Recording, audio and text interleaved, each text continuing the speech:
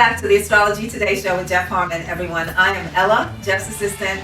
Thanks so much for joining us. So great to see you all. It's Sunday, May 18th, 2025, a time of great transformation. The astrology speaks to this. Jeff is going to go into it. And of course, on planet Earth, there wouldn't be a time of great transformation without it being met with great resistance. The astrology speaks to this as well. So let's just jump right in today, Jeff. There's a lot to talk about. Thanks for that, Ella. Yes, we definitely have a very powerful transitional time going on right now.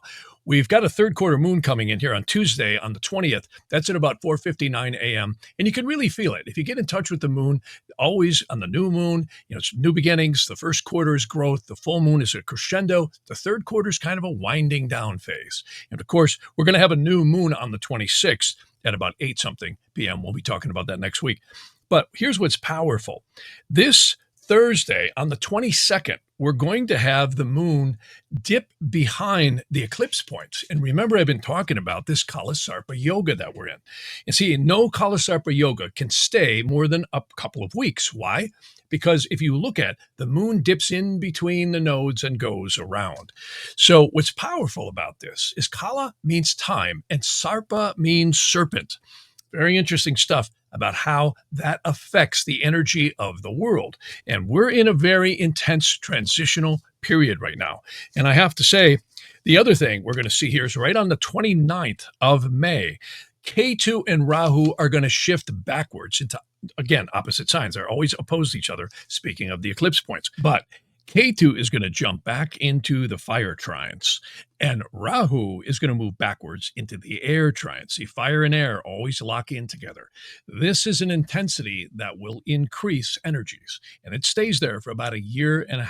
But the dangers are, and this is some stuff here that we got going on that's going to be coming on the radar screen right in June.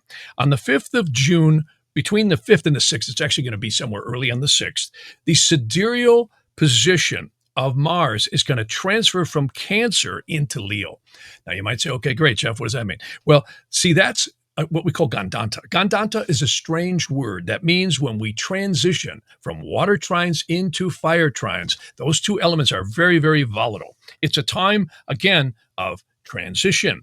And I think the empire is going to get very, very angry here and try and strike back. A lot of powerful things are happening right now. And as we move into July, this is really powerful because not only is Mars joined the fire trine, but in July, Mars is going to conjunct Ketu, which is always very, very volatile.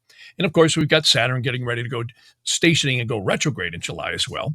And very, very powerful. And we're also going to have Mercury go retrograde again, which it does 3 times a year, July 19th. So that'll go on for about 3 weeks. So these are all powerful energies upcoming. But I want to talk a little bit about what's been happening just recently. It's actually really been powerful in terms of positive transitions. Trump was over in the Middle East, and he got treated almost surreal when you look at how these sultans and kings had treated him with just literally a royal welcoming. And also, I would say, almost surreal is probably the words, how he was treated and honored. And of course, this brings us back to some very powerful times here back in the 80s and 90s, when, of course, the petrodollar was a real big deal, positioning itself. This actually started with Nixon, but the petrodollar has been a real pivotal, you could say, point through the petrodollar in Saudi Arabia and the Middle East with all the oil. Well, now we're seeing a transition back to the energy being reestablished, and the petrodollar is being fortified. And so many more things are happening here, I think, behind the scenes that we'll never know. Particularly, it's shutting out China and Russia from the Middle Eastern oil, and also they trying to hedge the point where they would take over and shove the petrodollar out the door. So this is a much bigger thing that's happening in terms of transition for the United States. And I've been mentioning a lot of things like this $150 trillion plus that is in precious minerals that has just been released by, again, the Supreme Court a while back. So there's a lot going on that we don't know about. And literally trillions are pouring back into the United States. Now, the mind control news, or you could say the propaganda media and talk show hosts, are not going to talk about this. In fact, they're actually countering it. And this is the empire striking back, in my opinion. Even the stuff that's going on with Comey, which is very uncanny for again, an ex-FBI head to put something like that in the sand. So a lot of strange things are happening here. And we're seeing, again, the counterbalance of opposition here coming in. And I think we're going to see that quite strongly this summer. Are they going to be successful? I don't think so. And it's really a shame because when you look at the mind control that has been going on, and I've mentioned before the Smith-Mundt Act that Harry Truman had signed in 1946, I believe it was, 46 or 48. And essentially that required the media to report facts or do fact checking. Well, again, Obama took that out. Biden and Obama took that out. And what happened is now it's just been a free-for-all for the last decade.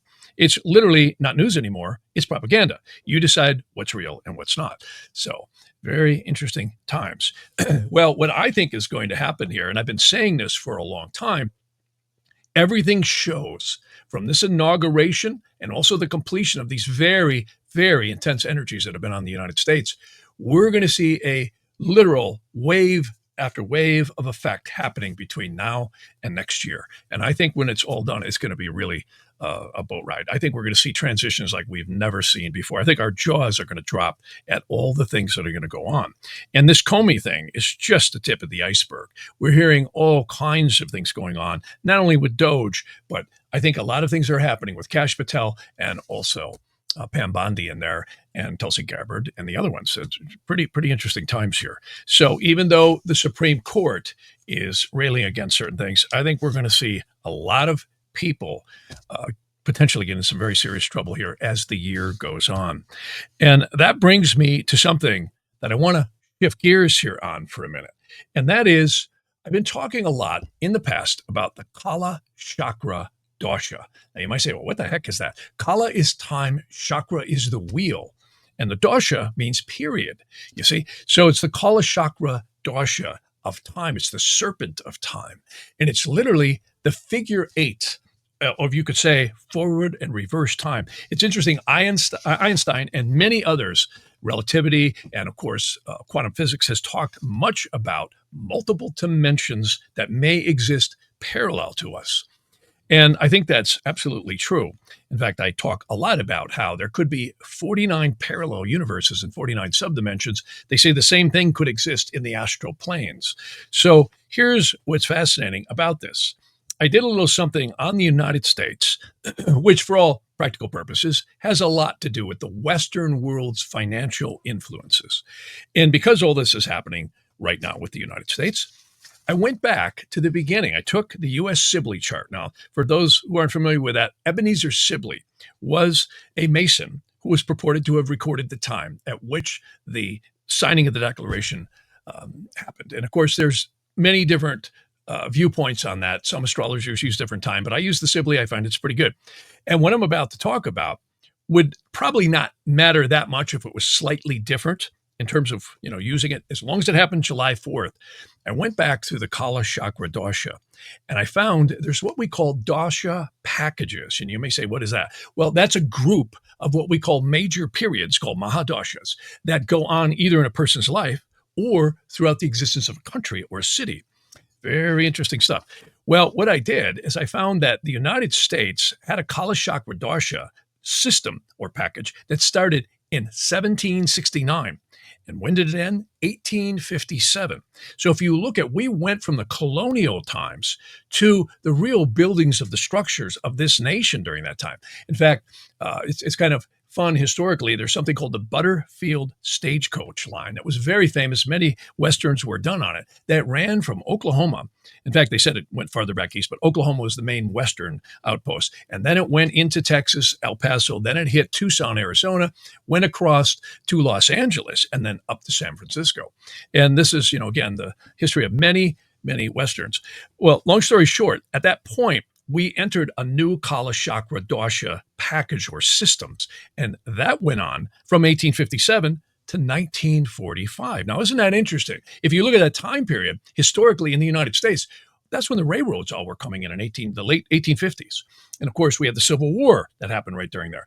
And two World War I and World War II, which completed in 1945.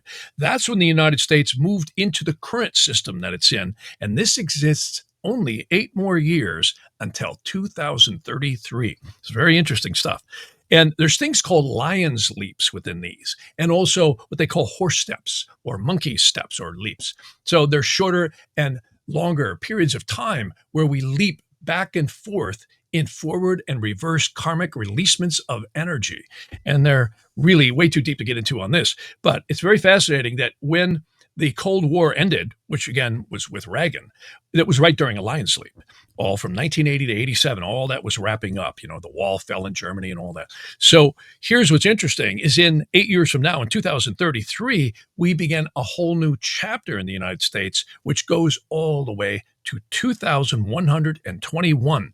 And there's lion's leaps within that. Too detailed to get into here, but fascinating stuff. I have to tell you, it's amazing because I do this now in readings because I have the computing power now to do these dashas. And I see in an individual's lives, right when certain lion's leaps, major changes is the other way to say that in plain English, or horse steps, or fast forward modes, or reorientation modes. So this adds a lot more detail to transits and progressions that astrologers normally use. And I have to tell you, it is one of the oldest systems known in astrology. In fact, there's a document called Brihat Hor Shastra. It's one of the oldest Vedic astrology texts out there. It's not the oldest, but it's certainly a compendium that was put together that everyone references. And it has references to many ancient things. And the Kaala Chakra was considered to be one of the more ancient and most accurate systems for timing of an individual's life as well as in countries. So this is very interesting because I always talk about the divinity of the United States. And I can really say I think it is. I mean, when you look at the Constitution, you look at the Bill of Rights, and you look at the many things I've mentioned before, the sacred geometry and layout of Washington, D.C., the mystical visitations that George Washington, the founder of this country, had from this angel that told them to keep going through Valley Forge. I mean, technically, we shouldn't have won that war, being a kind of roughshod, a bunch of farmers and not a trained infantry up against something as well funded as the British Army, and yet we won. So there was a lot of really sacred energy, and I have to say there's some parallels right now that I see of what's been happening to the United States. I had mentioned and have been mentioning for a number of years, everyone asked me, what do you think of the Mayan calendar? I said, not much. I said, watch out for 220 forward. And this is exactly what happened. COVID-19 broke out exactly when Saturn and Pluto conjoined in the sky.